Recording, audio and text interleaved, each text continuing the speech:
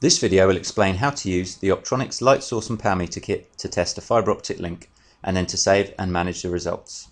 We will use an Optronics OPT ELS100 light source, Optronics OPT EPM500 power meter, a reference patch lead and fibre mandrel to test an OM2 50/125 length of fibre. We will use an Optronics 150 meter OM2 dead zone to simulate our fibre link. Before testing your fibre link, you must make sure all your connectors and adapters are clean and free from dirt. The Optronics cleaning kit contains all the items required to ensure that the fibre optic link is kept as clean as possible.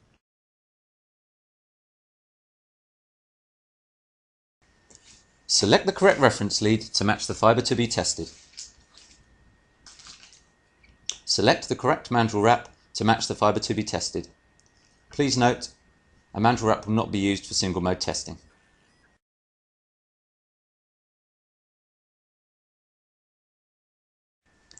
Carefully wrap the reference lead around the mandrel. Multimode fibre mandrels offer a simple way to improve repeatability and consistency of multimode optical loss power testing, and are used when testing multimode power loss in the field with an LED source. The tight bends induced extinguish the higher order modes so that only the lower order modes emanate from the reference lead.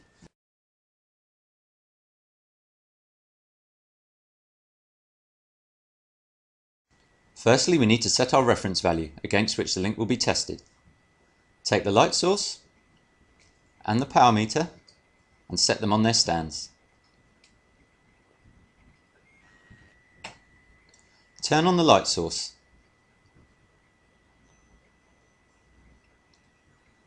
Now, using the wavelength key, select the desired wavelength to test.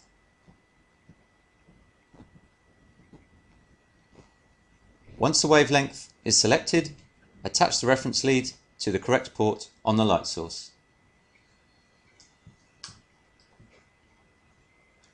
Next, turn on the power meter and connect the other end of your reference lead to the power meter port.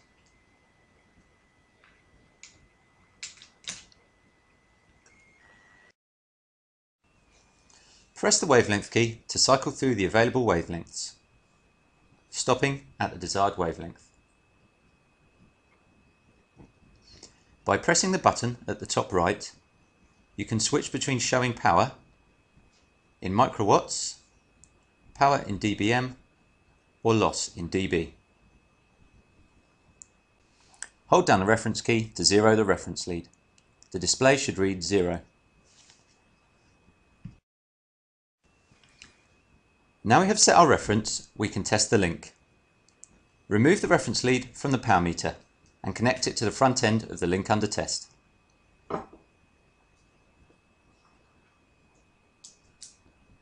Then connect the far end of the link under test to the power meter.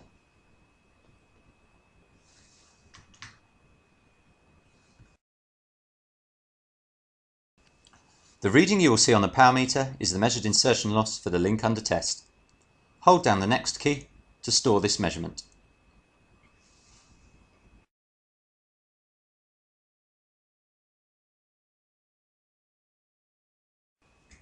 We will now see how to store a pass-fail threshold. From the normal operating mode, press Setup to cycle through the available menus. Select the power meter menu and press Next to enter the pass-fail setup. Using the wavelength key, select the desired wavelength for which to set the threshold.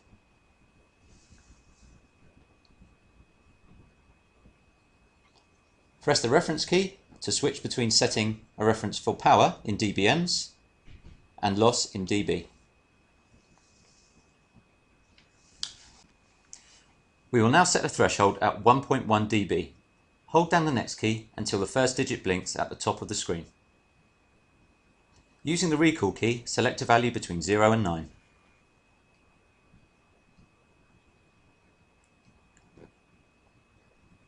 Use the next key to move on to the next digit and set as before using the recall key. Press the next key again to move on to the third digit, set with the recall key. Press next again to move to the fourth digit and select with the recall key. After setting the last digit, press Next again and all digits will flash.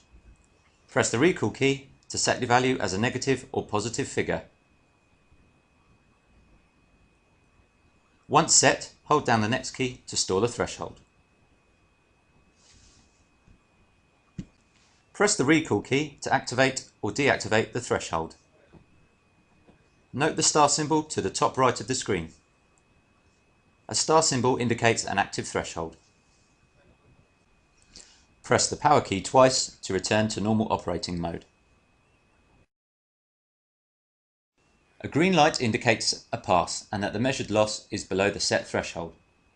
By inducing a bend in our fibre link, we can see the light change to red once the measured loss is above our set threshold.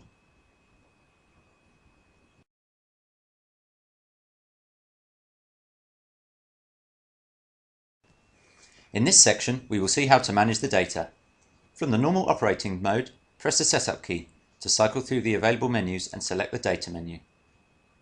Press the Next key to enter the menu. In this screen, we can edit the file name, fibre ID and increment value. Hold down the Next button. The first digit of the file name will flash. Press the Recall key to change the value. Press the Next key to move to the next character, and repeat the previous steps to create your desired file name. To edit the fibre ID at the top left of the screen, press the Next key to move to the first digit. Press the Recall key to change the value. Press the Next key to move to the next character, and repeat the previous steps to create the desired fibre ID. To edit the increment value at the top right of the screen, press the Next key to move to the increment number. Press the Recall key to set the increment value to 2, 0 or 1. Hold down the Next key to save your settings. When all digits have stopped flashing, you know your settings have been stored. Press the power key twice to return to the normal operating mode.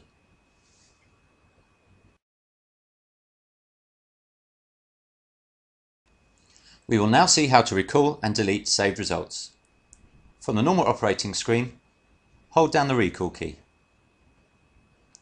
The last saved result is displayed. Hold down the Recall key to return to the list of available file names and press Next to cycle through the file names.